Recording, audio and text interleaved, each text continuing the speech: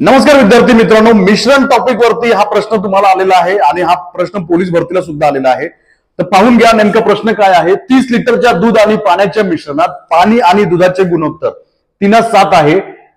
तर पाणी आणि दुधाचे गुणोत्तर 2:1 करण्यासाठी मिश्रणात किती लिटर पाणी मिसळावे लागेल, असा जर प्रश्न परीक्षेला तुम्हाला आला तर तो नेमका कसा सॉल्व्ह करायचा आपण पाहूया.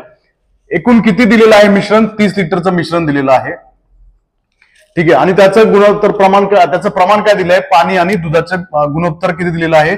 पाणी आणि दूध त्याचं प्रमाण किती दिलेलं आहे? 3:7. आता नेमकं काय करायचंय? हे 3 आणि 7 यांची बेरीज करायची, ते किती होते? 10 होते. ठीक आहे. तर 10 बरोबर 30, 10 बरोबर 30, तर 1 बरोबर किती असेल? 3 असेल. आता बघा, 1 बरोबर 3 म्हणजे 3 बरोबर किती असतील? 9 असणार. 1 बरोबर 3 म्हणजे 7 म्हणजे किती? 21 असणार. आता बघा, हे प्रमाण आलेलं आहे 9 आणि 21. हे काय करायचंय? पाणी आणि दूध अशा प्रकारे मांडून घ्यायचंय. आता तुम्हाला प्रश्न विचारलाय, तर पाणी आणि दुधाचे गुणोत्तर 2:1 करण्यासाठी मिश्रणात किती लिटर पाणी मिसळावं लागेल? तर नवीन गुणोत्तर किती करायचं आपल्याला?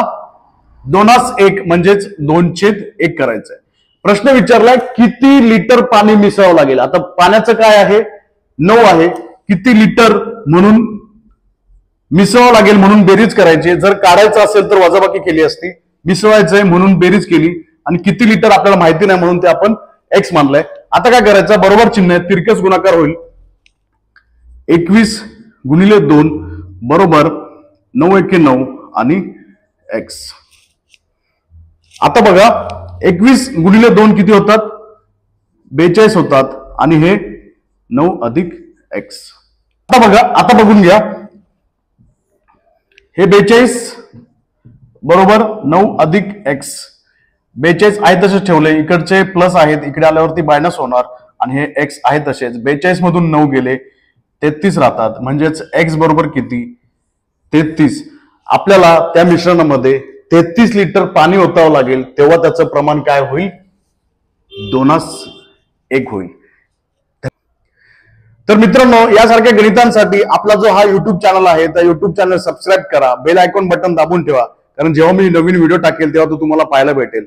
आणि शक्य असल्यास आपली अकॅडमी आहे नवी मुंबई घनसोली येथे, तेजस्व करिअर अकॅडमी, इथे तुम्ही भेट द्या आणि यासारखी गणित तुम्ही माझ्यासमोर लाईव्ह ऑफलाईन मध्ये शिका. धन्यवाद.